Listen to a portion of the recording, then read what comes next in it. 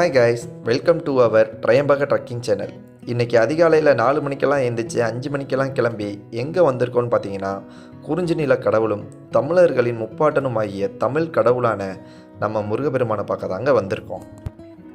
நாம் எல்லோரும் அவரை ஆறுமுகம் படைத்த ஐயா அவர்கன் பாடி கும்பிட்டுக்கிட்டு இருக்கோம். ஆனால் அவர் நமக்கு இந்த கோயிலில் 5 முகங்களோட 8 கைகளோட காட்சி தராருங்க.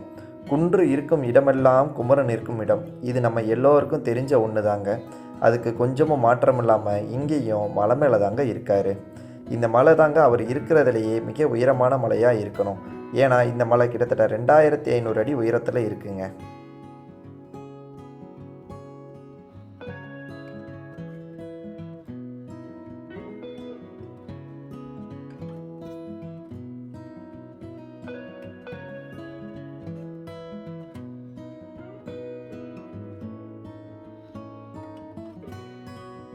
நமக்கு இந்த மலை ஏற வாரத்தில் 3 நாட்கள் தாங்க அனுமதி தராங்க. திங்கக்கிழமை, செவ்வாய்க்கிழமை, சனிக்கிழமை.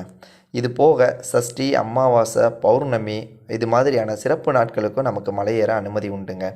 இதில் என்னென்னு பார்த்தீங்கன்னா, வாரத்தில் செவ்வாய்க்கிழமை மட்டும்தாங்க காலையில் 5:30 மணிலேருந்து நம்மளை மலை ஏறுறதுக்கு அனுமதிக்கிறாங்க. மற்ற நாட்கள்லாம் பார்த்தீங்கன்னா காலையில் 10லேருந்து 11 மணிக்கு மேலே தாங்க நம்மளை அனுமதிக்கிறாங்க. அதனால் கொஞ்சம் இந்த டைமிங் நோட் பண்ணிவிட்டு அதுக்கேற்ற மாதிரி பிளான் பண்ணிக்கோங்க. அப்போனா தான் நீங்கள் மலை ஏறுறதுக்கு ஈஸியாக இருக்கும். இந்த மலையில் மான்கள், கீரிகள், பாம்புகள், பறவை இனங்கள் மற்றும் நம்ம நண்பர்களான குரங்குகள் எல்லாம் இருக்குங்க. இந்த மலை வேறு எங்கேயும் இல்லைங்க. நம்ம கோயம்புத்தூர் மாவட்டம் அன்னூர் பக்கத்தில் இருக்கிற இரும்பறைன்ற கிராமத்தில் அமைஞ்சிருக்கிறது தாங்க இந்த மலை. இந்த மலையோட பேர் ஓதிமலை.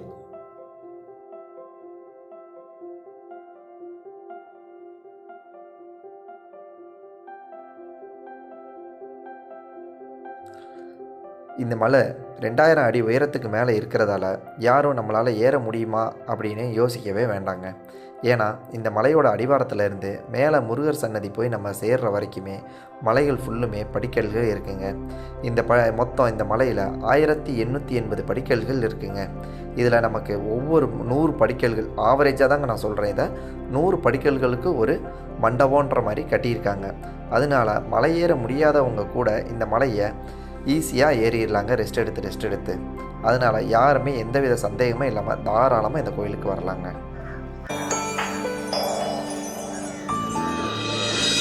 स्वामीनाथ करुणाकर दीनबन्धो श्री पार्वतीश मुख पंकज पद्मबन्धो श्रीशादिदेव गणपूजित पादपद्मा. நாம் இங்கே மலை அடிவாரத்துக்கு வந்தோடனே நமக்கு முதல்ல காட்சி தர்றது சுயம்பாக இருக்கிற விநாயகர் தாங்க. இவரை கும்பிட்டுட்டு தான் மலை ஏறணுன்றது ஐதீகமாகவே இருக்குங்க. அதுக்கேற்றாற் போல் இங்கே வர்ற பக்தர்கள் எல்லாருமே இவரை கும்பிட்டுட்டு தான் மலை ஏறவும் ஆரம்பிக்கிறாங்க.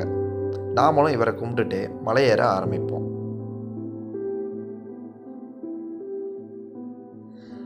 நாம் இந்த மலையை ஏறிக்கிட்டு இந்த மலையோட வரலாறு என்னன்றதை பார்க்கலாங்க. பிரணவ மந்திரத்தோட அர்த்தம் தெரியாததுனால பிரம்மர்கிட்ட இருந்து அவரோட படைக்கும் தொழிலை பறித்து அவரை சிறையில் அடைச்சது இங்கே தான் சொல்கிறாங்க. அதனால தான் இந்த ஊருக்கு பேரே பார்த்திங்கன்னா இரும்பறைன்னு இருக்குங்க. இந்த தலத்தில் இவருக்கு கவுஞ்ச வேத மூர்த்தி அப்படின்னு இன்னொரு சிறப்பு பேரும் வச்சுருக்காங்க நம்ம முருகருக்கு.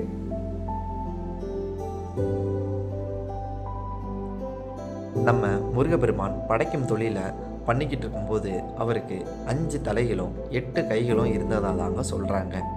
நம்ம முருகப்பெருமானோட படைப்பில் உருவான எல்லா உயிர்களும் புண்ணிய ஆத்மாக்களாகவே மரணமே இல்லாமல் இந்த பூமியில் வாழ்ந்துக்கிட்டு வந்திருக்காங்க. அப்படி இருக்கும்போது பூமி தாயால் பாரம் தாங்க முடியாமல் அவங்க சிவபெருமான்கிட்ட போய் இந்த மாதிரி பாரம் தாங்க முடியலை என்னால் அப்படின்னு சொல்லிட்டு முறையிட்டு இருக்காங்க.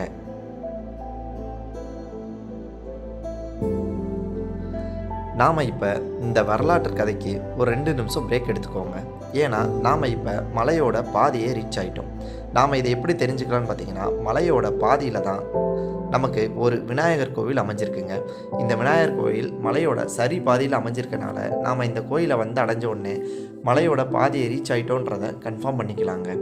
இந்த விநாயகர் கோயில் பக்கத்தில் தான் ஒவ்வொரு செவ்வாய்க்கிழமையும் ஒரு பாட்டி ஒருத்தங்க இலவசமாக மோர் தர்றாங்க வர்ற எல்லா பக்தர்களுக்கும். இது களைப்போடு ஏறி வர்ற பக்தர்களோட தாகத்தையும் தீக்குது, களைப்பையும் போக்குதுங்க.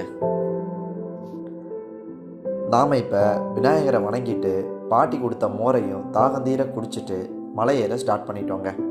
இந்த விநாயகர் கோயிலேருந்து ஒரு 200லேருந்து 250 ஸ்டெப்ஸ் மேலே ஏறி வந்தோம்னா சிவபெருமானை வணங்கலாங்க.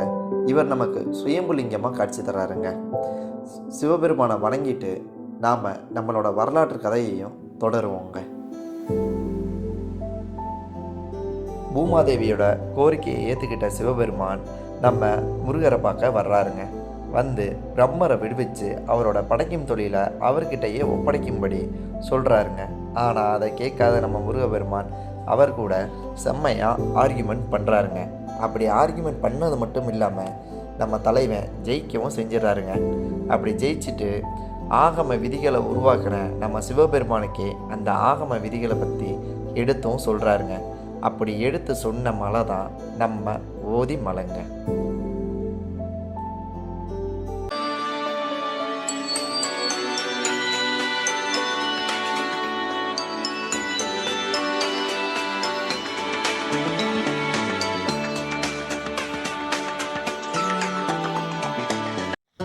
நாம் இப்போ ஓதிமலையோட உச்சியை அடைஞ்சிட்டோங்க. இப்போ நம்ம கோவில் மண்டபத்துக்குள்ளே நுழையவும் நம்மளை முதல்ல வரவேற்கிறது நம்ம விநாயகர் தாங்க.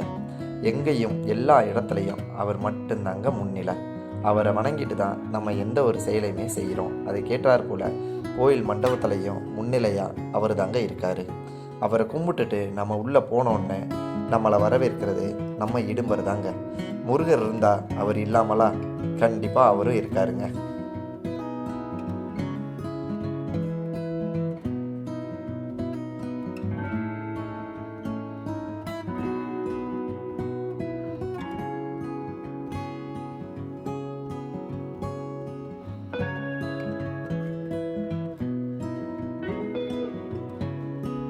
நாம் அப்படியே இடும்பரை கும்பிட்டு ஒரு 5லேருந்து 7 ஸ்டெப்ஸ் மேலே ஏறினோம்னா நம்ம மலையோட மொத்த உச்சியையும் அடைஞ்சிடலாங்க. அங்கேருந்து பார்க்கும்போது வியூ பாயிண்ட் அவ்வளோ அழகாக இருக்குங்க. நம்ம பவானிசாகர் டேமோட மொத்த வியூவையும் நம்ம இங்கேருந்து பார்க்க முடியுங்க. நாம் இப்போ இவ்வளவு சிறப்பு வாய்ந்த நம்ம முருகப்பெருமானை போய் கும்பிடலாங்க. இந்த தலத்துக்கு வந்து வேண்டுனா வேண்டியது நிறைவேறும் அப்படின்றது ஐதீகமாக இருக்குங்க. அது மட்டும் இல்லாமல் புதுசாக தொழில் தொடங்குறவங்களும் வீட்டில் சுப நிகழ்ச்சிகள் செய்கிறவங்களும் இந்த தளத்தில் வந்து பூக்கட்டி பார்த்து அவர்கிட்ட உத்தரவு வாங்கிட்டு தாங்க நடைமுறைப்படுத்துகிறாங்க. அப்படி இவர்கிட்ட உத்தரவு வாங்கிட்டு நடைமுறைப்படுத்தக்கூடிய எல்லா காரியங்களும் வெற்றிகரமாகவும் சந்தோஷமாகவும் இருக்கிறதா சொல்கிறாங்க.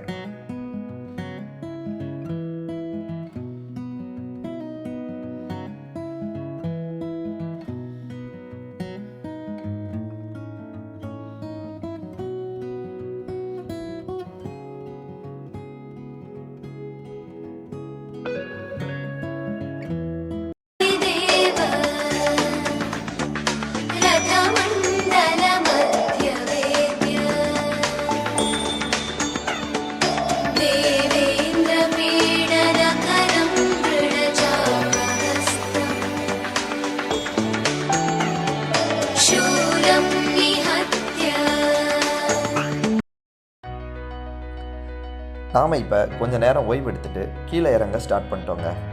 இப்போ கோயில் பராமரிப்பு பணிகள்லாம் நடைபெற்று கும்பாபிஷேகத்துக்கு கிட்டத்தட்ட ரெடி ஆயிடுச்சுன்னு தாங்க சொல்லணும். நான் இதுக்கு முன்னாடி நிறைய டைம் இந்த கோயிலுக்கு வந்திருக்கேங்க. அப்போல்லாம் கோயிலோட ஸ்டெப்ஸ் எல்லாம் இவ்வளோ நீளமாகவும் அகலமாகவும் இருந்தது இல்லைங்க. இப்போ இந்த பராமரிப்பு பணியில் கோயிலோட ஸ்டெப்ஸ் எல்லாத்தையும் சீரமைச்சிருக்காங்க. இது எவ்வளோ கூட்டம் வந்தாலும் நெரிசல் இல்லாமல் ஈஸியாக ஏறி இறங்குறதுக்கு ரொம்பவே உதவியாக இருக்குங்க. இதுக்கு நம்ம கோவில் நிர்வாகத்துக்கு நன்றி தாங்க சொல்லிக்கணும். கண்டிப்பாக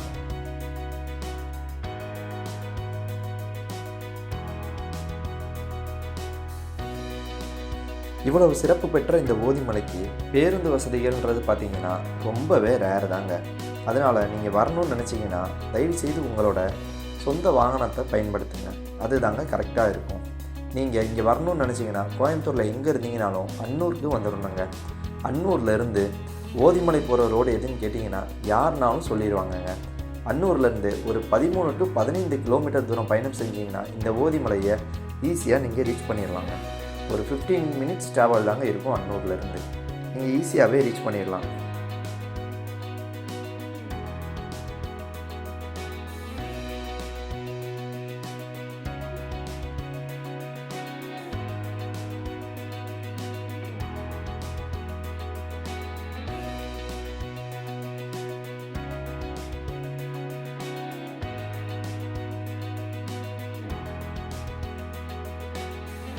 இவ்வளோ சிறப்பு பெற்ற ஓதிமலையை நீங்கள் எல்லாரும் கண்டிப்பாக குடும்பத்தோடு வந்து தரிசனம் பண்ணிட்டு போங்க. உங்களை எல்லாருக்கும் நம்மளோட வீடியோ பிடிச்சிருக்குன்னு நம்புகிறோம். வீடியோவை லைக் பண்ணுங்கள், கமெண்ட் பண்ணுங்கள், ஷேர் பண்ணுங்கள். ட்ரையம்பக ட்ரெக்கிங் சேனலை சப்ஸ்கிரைப் பண்ணுங்கள்.